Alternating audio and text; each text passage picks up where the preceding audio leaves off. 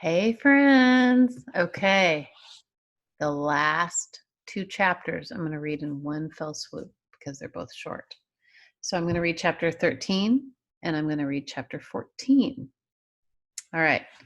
Chapter 13 is called Heroes Return. After about 2 weeks of hard paddling, Sergeant Ordway's boats carrying Lewis and his men caught up with Clark's boats.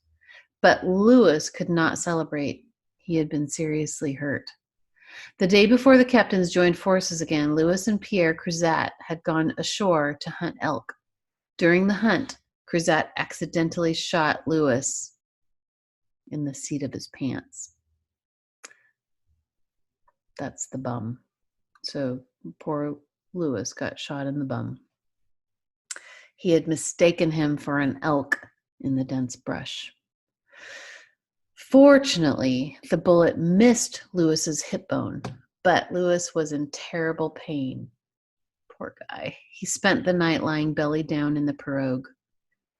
Oh. Lewis could no longer write in his journal. He gave full command to Clark.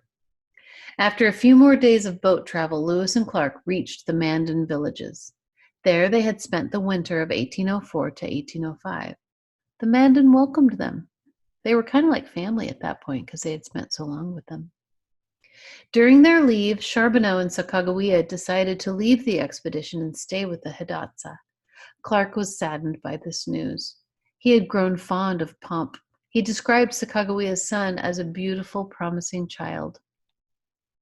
Farther down the river, the captains stopped at an Arikara village. Lewis was still in great pain from the gunshot wound, but on August 26, 1806, Clark was able to write that Lewis was on the mending hand and walks a little. As the explorers got closer to home, they met canoes carrying American traders. They learned that most people had thought they were dead. President Jefferson was one of the few who still held out hope for their return because they were gone for so long and there's no way to find out. There's no texting. You can't check on them. They just disappeared kind of. But on September 9th, the explorers passed the mouth of the Platte River. They were speeding along now. Often they traveled 70 to 80 miles a day. Now, friends, that's because they are traveling downriver.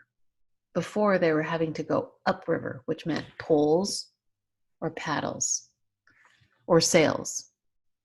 Now they're just flying down the river because that's where the current is carrying them. So they could go 70 or 80 miles in one day.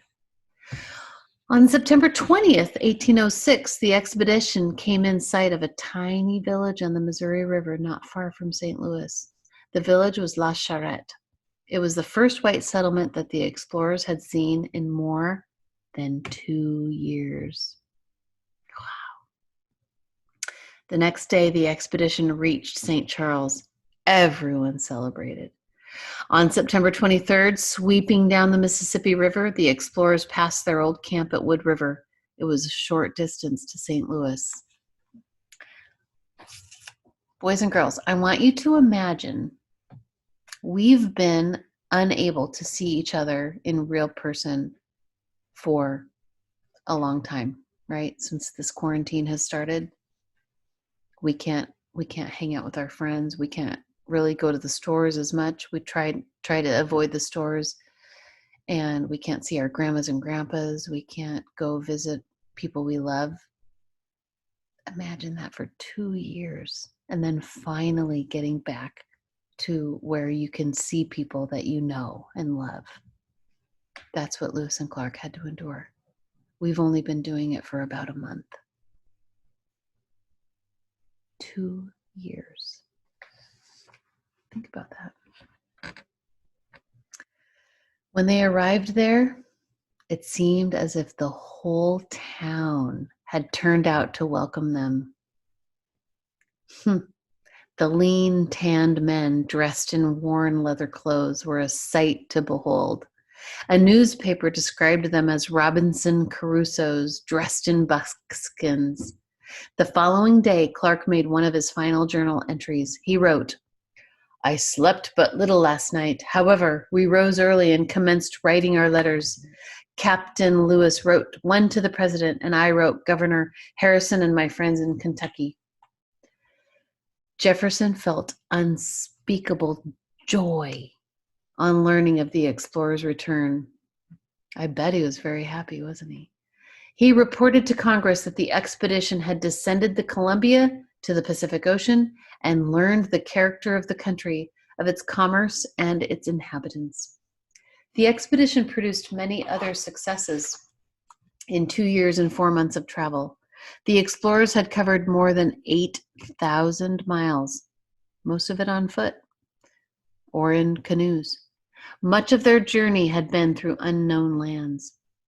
The explorers had set up peaceful relations with most of the Native Americans they had met. They brought back new knowledge of Native American language and culture. The group had discovered more than 100 animals new to science. These included the prairie dog, black-tailed deer, jackrabbit, and trumpeter swan. They had found almost 200 new types of plants, grasses, and shrubs, and fruits and flowers were among them. The explorers did not discover a continuous river route across the country, but their travel beyond the Missouri River did have an important benefit.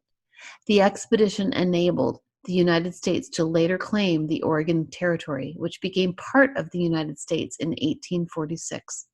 The vast pioneer movement quickly followed. Lewis and Clark's journals are another of their accomplishments. The nation's written history has few greater prizes. That's the end of chapter 13, and I'm going to go straight into chapter 14. Chapter 14 is titled, Lewis and Clark Remembered. It doesn't mean they remembered something. It means that we are remembering them. The success of the expedition did not translate into happiness for Meriwether Lewis. After the explorers returned to St. Louis, he led an often troubled life. Lewis resigned from the army in 1807. President Jefferson then made him governor of the Louisiana Territory. Lewis's headquarters were to be in St. Louis. He did not arrive there until March 8, 1808. During his early months as governor, Lewis was busy and successful.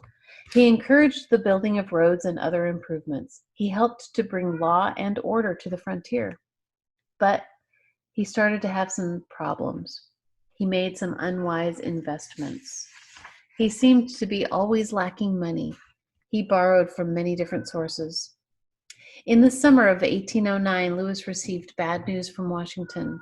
The government refused to pay for some of his expenses. Lewis decided he would go to Washington to try to straighten out matters. He started down the Mississippi River to New Orleans. From there, he planned to take a sailing ship to the nation's capital. In mid-September 1809, Lewis's boat arrived at Chickasaw Bluffs in Tennessee, the site of the present Memphis. Some of you are doing your state reports, and if you've chosen Tennessee, then you know where Memphis is. That used to be called Chickasaw Bluffs.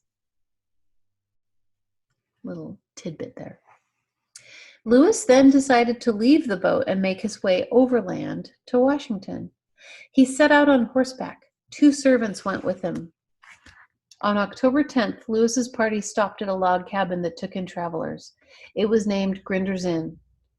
During that night, a shot rang out, then another. At daybreak, Lewis was found with bullet wounds in his head and side. He died soon after. Lewis was only 35 years old. Very young. Some historians believe Lewis was murdered by robbers. Others wonder if maybe he took his own life. William Clark led a much more placid life than Lewis. In 1813, Clark was appointed governor of the Missouri Territory. He was also named superintendent of Indian Affairs. During the War of 1812, in which the United States fought the British, Clark's job took on added importance. The British sought to arouse the Native Americans and turn them against the people of the United States. Some Native American raids took place, but Clark was able to prevent an all-out war. Clark served as governor of the Missouri Territory until 1821, when Missouri became a state. The Native Americans came to trust and respect him. They often visited Clark's St. Louis home. Sacagawea and her husband also visited Clark in St. Louis. They even left their son, Jean-Baptiste, or Pomp, with Clark. The general acted as the boy's guardian. He also arranged for Pomp's education. When Pomp grew up, he became a popular guide for Western travelers. Charbonneau, Sacagawea's husband, became a guide and interpreter for fur traders. Little is known of Sacagawea. According to a trader's journal, she died in 1812, but one of her biographers claimed that she died in 1884, which is long after 1812. Think 1812, 1884, 1812, 1884. That's a long time between those two dates.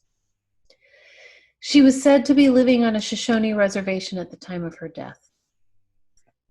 I hope it's the latter. I hope she lived a long, good life. Clark married in 1809. He raised a family of 5 children. He named his firstborn son Meriwether Lewis Clark. After the death of his wife, Clark married again. He and his second wife had 2 more children. Clark died in St. Louis in 1838. His funeral was said to be the most impressive that had ever taken place in that city. After Lewis and Clark had completed their journey, they believed the trail they had mapped to the Pacific would become a busy trading route. They were wrong about that. Far easier ways were found of getting to the Pacific Ocean. Going through the mountains was probably not one of them. But Lewis and Clark and their trail have not been forgotten. Far from it. You can now explore much of the route traveled by Lewis and Clark. You can follow in their footsteps. In 1978, Congress established the Lewis and Clark National Historic Trail. It follows the route traveled by the explorers. It begins near Woods River, Illinois. From that site, on May 14, 1804, the explorers launched their expedition. The trail makes its way up the Missouri River, then through South Dakota and North Dakota. It crosses into Montana and Idaho. It then follows the Columbia River to Fort Clatsop near Astoria, Oregon. The trail covers 3,700 miles. State and local agencies and private organizations manage sections of the trail. Along the way, there are exhibitions, museums, and visitor centers. Some portions of the trail can be covered on foot. Others are only for bicycle or on horseback. Sections of the trail along the Missouri and Columbia rivers can be traveled by boat.